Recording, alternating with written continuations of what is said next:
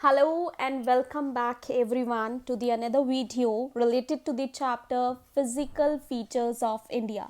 यानी कि आज हम एक नया चैप्टर स्टार्ट कर रहे हैं इस नई वीडियो के साथ, जिस चैप्टर का नाम है भारत का भौतिक स्वरूप।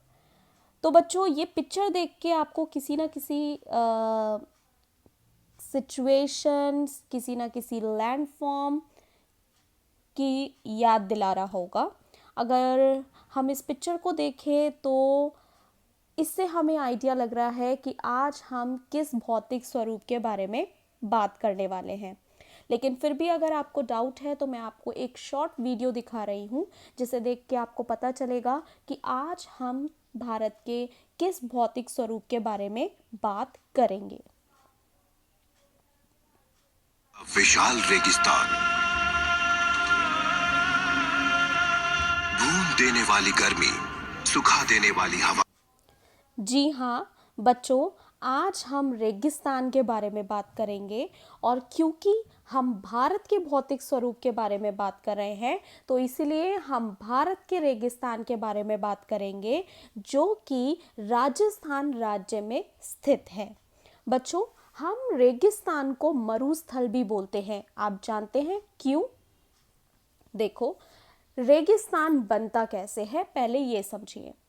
हमने अपने वनस्पति वाले चैप्टर में ये पढ़ा था कि जहाँ पर बहुत ज़्यादा वर्षा होती है वहाँ पर हमें हरे भरे एवरग्रीन फॉरेस्ट देखने को मिलते हैं, लेकिन जहाँ बहुत ही कम वर्षा होती है वहाँ हमें कटीले पेड़ पौधे देखने को मिलते हैं या झाड़ियाँ देखने को मिलती हैं।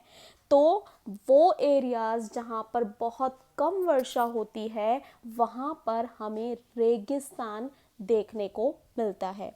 और भारत का जो एरिया जिसके बारे में हम बात कर रहे हैं, यहाँ पर बच्चों 150 मिलीमीटर यानी कि जो सेंटीमीटर्स के बारे में, जब हम रेनफॉल के सेंटीमीटर्स के बारे में बात करते हैं, इट्स अ बिग यूनिट। और मिलीमीटर जो है उससे भी छोटी यूनिट है। हम बात कर रहे हैं 150 मिलीमीटर रेनफॉल के बारे में, यानी कि ये एक ऐसा रेगिस्तान है जहाँ पर 150 मिलीमीटर से भी कम वर्षा होती है। तो क्या हम ऐसे एरिया में सरवाइव कर सकते हैं? क्या पेड़, जानवर, इंसान ऐसे एरिया में सरवाइव कर सकते हैं जहाँ पर पानी की बहुत ज़्यादा कमी है? तो हम ये जानते हैं कि पानी के बिना सरवाइव करना बहुत ज़्यादा मुश्किल है, इसीलिए रेगिस्तान को मरुस्थल कहा जाता है। लेकिन भारतीय मरुस्थल का एक बहुत ही इम्पॉर्टेंट फीचर है, ध्यान से सुनिए। यह है विश्व का सर्वाधिक जनसंख्या घनत्व वाला मरुस्थल है। इसका मतलब ये है कि अगर हम दूसरे रेगिस्तान या मरुस्थल, दूसरे देशों के रेगिस्तान या मरुस्थल से कंपेयर करें तो भारत के रेगिस्तान में उन देशों से काफ़ी ज़्यादा हद तक जनसंख्या रहती है। यानी कि भारतीय लोगों ने इन रेगिस्तान में रहना सीख लिया है। अब हम सबसे पहले लोकेशन के बारे में बात करेंगे। ये रेगिस्तान मैंने आपको बताया राजस्थान राज्य में है और अरावली पर्वतमाला के पश्चिम में स्थित है। अरावली पर्वतमाला आपको याद होगा, ये भारत की सबसे पुरानी ओल्ड फोल्ड माउंटेन रेंजेस में से आते हैं। ये मैप में आप देखें अरावली लिखा हुआ है। अरावली के पश्चिम में अगर हम देखें तो ये येलो जो पार्ट है, this yellow part is Thar desert, यानी कि थार मरुस्थल। तो लोकेशन हमें क्लियर हो गई है, राजस्थान राज्य में है, अरावली पर्वतमाला के पश्चिम में स्थित है। ठीक है, अब हम ये भी जानते हैं यहाँ पर वर्षा बहुत कम होती है। कितनी होती है? 150 मिलीमीटर से भी कम वर्षा होती है। और इसका सबसे स्ट्राइकिंग फीचर ये है कि ये और मरुस्थल के मुकाबले ज़्यादा जनसंख्या वाला मरुस्थल है, जहाँ पर लोग ज़्यादा संख्या में रहते हैं। अब हम आगे पढ़ते हैं कि क्या हमेशा से ही यहाँ पर डेजर्ट था या रेगिस्तान था? तो बच्चों, ऐसा नहीं है। ऐसा माना जाता है कि मेसोजोइक जो टाइम पीरियड था, ये वो टाइम पीरियड है जब डायनासोर्स रहते थे। उस टाइम पीरियड में यहाँ पर समुद्र हुआ करता था, यानी कि समुद्र के अंदर स्थित था ये वाला एरिया। अब हमें ये कैसे पता चला कि यहाँ पर समुद्र होता था, तो चलिए हम देखते हैं आगे।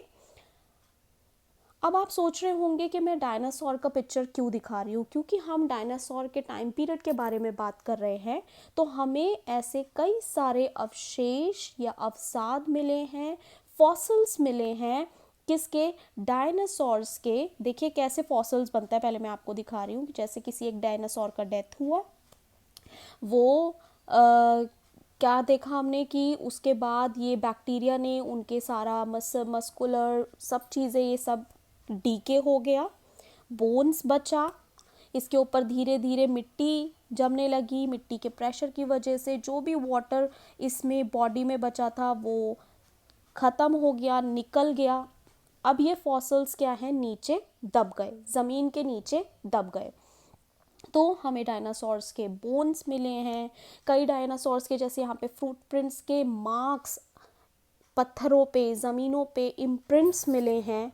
तो इन इम्प्रिंट्स से जब साइंटिस्ट ने स्टडी किया तो हमें पता चला कि ये एक 180 मिलियन पुराना फॉसिल है, और ये फॉसिल हमें मराइन सेडिमेंट्स मतलब पानी के आसपास के सेडिमेंट्स को हमें इसके एविडेंस मिले, तो हमें पता चला कि यहाँ पर हमेशा से ही रेगिस्तान नहीं था, बल्कि यहाँ पर ये एरिया समुद्र के अंदर स्थित था। अब हम बात करेंगे कि अब ये हमारा एक टॉपिक क्लियर हो गया कि स्टार्टिंग से ही यहाँ पर रेगिस्तान नहीं था। अब हम बात करेंगे कि रेगिस्तान में किस तरीके की भू आकृतियाँ, यानी कि फिजिकल लैंडफॉर्म्स, किस तरीके की लैंडफॉर्म्स आप रेगिस्तान में देख सकते हैं। तो पहला आप यहाँ पर देख रहे हैं, ये है मशरूम रॉक। यानी कि मशरूम रॉक इसे क्यों बोलते हैं, जैसे मान लीजिए यहाँ पर ये कई सालों से रॉक था, लेकिन विंड्स जो हैं उन यहाँ पर क्योंकि ज़्यादा बड़े पेड़ पौधे नहीं हैं, तो विंड का प्रेशर क्या होता है, बहुत ज़्यादा होता है। विंड के प्रेशर, क्योंकि विंड के साथ मिट्टी भी उड़ती है, तो विंड क्या है, सिर्फ नीचे नीचे की तरफ ज़्यादा तेज़ी से स्पीड से और प्रेशर से आती है, और जिसके कई सालों के प्रोसेस की वजह से ये नीचे का जो रॉक है वो क्या है, धीरे धीरे बहुत स्लो प्रोसेस में इरोड होना शुरू कर दिया, ख़त्म होना शुरू कर दिया। इसीलिए हम ये देख रहे हैं कि यहाँ पर नीचे वाला जो पार्ट है वो काफ़ी हद तक इरोड हो गया है, और ऊपर वाला पार्ट क्या है, ज़्यादा चौड़ा है, और ये किस तरीके से दिखाई दे रहा है, मशरूम जैसा दिखाई दे रहा है, इसीलिए हम इसे मशरूम रॉक बोलते हैं। आगे एक और भू आकृति है जिसको हम बोलते हैं सैंड ड्यून्स। तो इसे हम हिंदी में बालू का टिब्बे भी बोलते हैं। जब हवा चलती है तो ये हवा क्या करती है, हवा बहुत सैंड को इतनी तेज़ी से लेके जाती है कि ये छोटे छोटे माउंटेन्स, स्मॉल माउंटेन्स की तरह इसको बना देती है। ऐसे हमने डेजर्ट में यानी कि रेगिस्तान में इस तरीके के आकृतियाँ देखने को मिलती हैं। अब हम बात कर रहे हैं बरकान के बारे में। ये क्या होता है, जब यहाँ से इस तरफ से जब हवा चलती है, इसका प्रेशर क्या होता है, ज़्यादा होता है, तो अपने साथ ये चांद के शेप में यहाँ पर तो सैंड को डिपॉजिट कर देती है, लेकिन जो हम इसका ईस्टर्न पार्ट देखेंगे वहाँ पर हवा का प्रेशर कम होता है, जिसकी वजह से वहाँ पर सैंड का डिपोजिशन नहीं होता है। तो ये क्रीसेंट शेप में यानी कि चांद की तरह भी कुछ ड्यून्स बनते हैं जिसको हम बरकान बोलते हैं। अब हम बात कर रहे हैं ज़्यूगेन के बारे में। ये क्या होता है, ये मशरूम की तरह ही लग रहा है, लेकिन ऊपर से कैसा है, ज़्यादा चौड़ा है, टेबल लैंड की तरह है, मशरूम की तरह ही, मशरूम रॉक की तरह ही इसका फॉर्मेशन होता है। तो ये कुछ आकृतियाँ हैं जो आपको रेगिस्तान में या मरुस्थल में देखने को मिल सकती हैं। क्यों? क्योंकि हवा के प्रेशर की वजह से वहाँ पर ज़्यादा बड़े पेड़ पौधे नहीं होते, इसीलिए हवा का प्रेशर क्या होता है, बहुत ज़्यादा होता है। ठीक है। आगे हम बात कर रहे हैं, वैसे अगर मैं आपको बताऊं राजस्थान के बारे में, तो राजस्थान में जैसलमेर में इस तरीके के सभी तरीके की आकृतियां आप जैसलमेर थार डेजर्ट में देख सकते हैं। अब हम बात कर रहे हैं कि जो हमारा भारतीय थार रेगिस्तान है वो दो पार्ट्स में डिवाइडेड है। अब ज़रा इसे देखिए, एक जो पार्ट है वो उत्तरी भाग ऊपर की तरफ है, जो कि सिंध जो है पाकिस्तान से लगा हुआ है, पाकिस्तान के सिंध प्रांत में आता है। और दूसरा दक्षिणी भाग जो कि नीचे गुजरात के रन ऑफ कच्छ तक लगता है।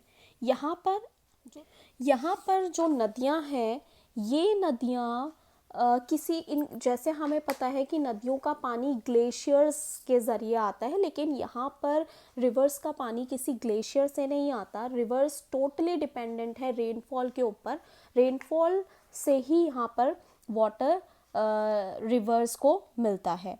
और क्योंकि यहाँ पर टेम्परेचर बहुत ज़्यादा होता है तो वाष्पीकरण भी ज़्यादा होता है, जिसकी वजह से यहाँ पर नदियों में जो पानी होता है वो बहुत कम होता है, क्योंकि ग्लेशियर से पानी आ नहीं रहा है, ग्लेशियर से रिलेटेड नहीं होती ये रिवर्स, ये पूरी तरीके से वर्षा पर निर्भर होती हैं।